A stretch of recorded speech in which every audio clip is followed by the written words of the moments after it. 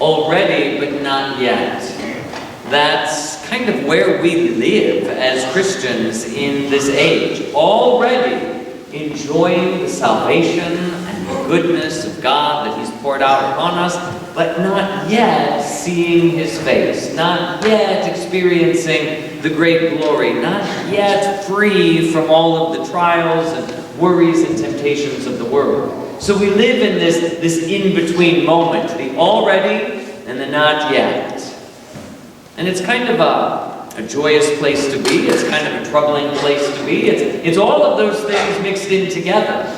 This Sunday celebration here today, Gaudete Sunday, Rejoicing Sunday, the day we light that rose candle. It stands right in the middle of the Advent season. 2 weeks down, 2 weeks to go. Right here in the middle. We've already come so far, but we're not yet there. And the church reminds us that even when we're in the very middle, even when we're at the very heart, though we're not yet experiencing Christmas joy, we're already experiencing Christmas joy. That even when we don't fully possess something, there is reason to hope, there is reason to celebrate. And we then take that and translate it to the rest of our lives. That no matter where we are in our lives, no matter what's going on, everything I imagine is an already and not yet situation. There are already so many things that we can look to and rejoice in and say that we've accomplished or gone through. And yet, there are not yet all of the resolutions and the clarifications and the finalities that we need to get to. But even so, even though we don't have everything put in its place, even though not everything is neatly ordered and fixed in the way it's supposed to be, rejoice. Rejoice. That's the message of the gospel. That's the good news, I think, that John is preaching. It says he exhorted the people in so many good ways, and they were filled with that good news. The good news has been uttered to us over and over again today, that the Holy One of Israel is already in our midst, that the Lord, the Messiah, is already among us, that He is rejoicing over us, that He is here. He's here. And yet it is a reality that we don't fully see or fully experience or fully understand. And yet, we still rejoice. As John is out there baptizing in the wilderness, all of these different groups come to him because there's something stirring in their hearts. Again, the already and not yet. They're already yearning and hoping and wondering, is this the Messiah? And John tells them, no, not yet. I am not He. But this thing that's stirring in your hearts, there is something great about that. There is some goodness about that. So you crowds, you ask me what you should do? Well, open your hearts in generosity. Give away your excess cloaks. Give away some of your food. Make sure that everybody has what they need. And then the soldiers come and the tax collectors come. And John also encourages them, open up your hearts. Don't be taking in more than you need. Don't be trying to manipulate the system. Just learn to be happy. John encourages everyone who comes to him that they already can celebrate, that they already can live as if they were free. You may not think that you're free. You may not always feel that you're free. You may not always feel that you've achieved holiness or have gotten to where you want to go. But that doesn't mean you can't rejoice. That doesn't mean you can't already be filled with joy. That there is something good about the journey. There's something good about standing here in the middle. Now, I understand that that's hard to do because for me, I am all about point A and point B. The journey in between kind of annoys me sometimes. I would rather kind of be there where I'm supposed to be at the end, or at that place of a new beginning. In that middle zone, we're working towards something and we're not there yet. And we see yet the journey in front of us. But that's the place where God meets us. God meets us in that journey. Because think about it. Point A is a point. Point B is a point. And that journey in between, that's a lot of space. That's a lot of area to cover. That's a lot of ground. That's a lot of time. That's the place where we're going to spend the most time with our Savior.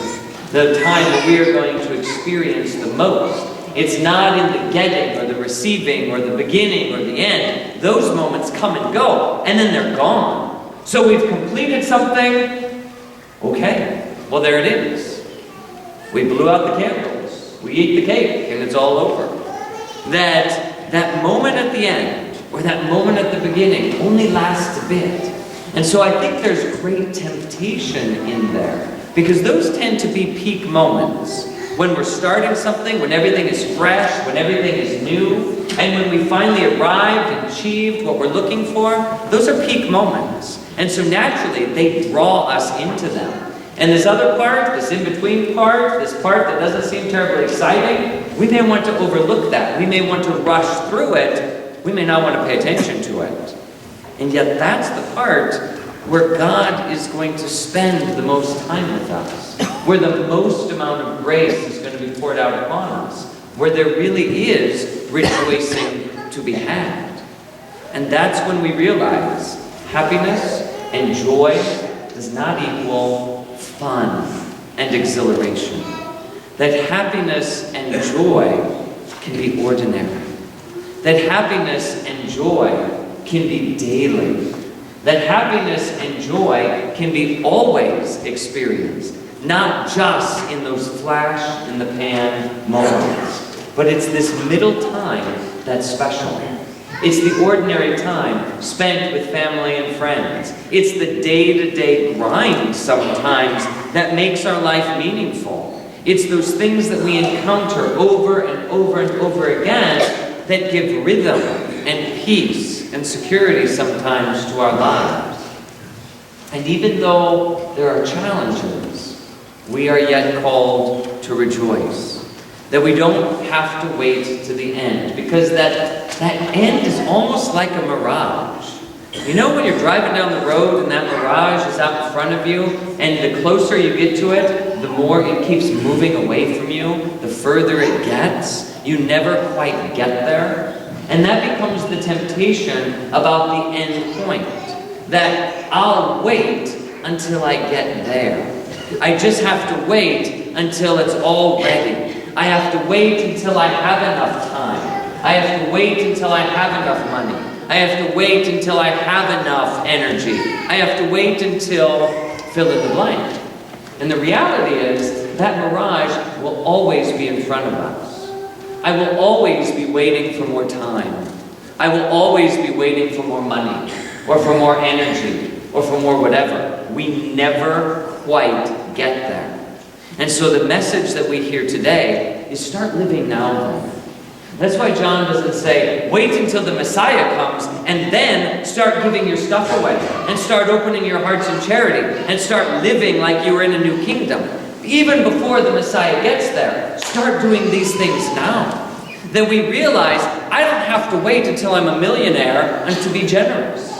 I don't have to wait until I am retired to have time and to give myself an energy. I don't have to wait until some magical moment to do or be the kind of person that I really, really deeply know I should be, or what I should be doing.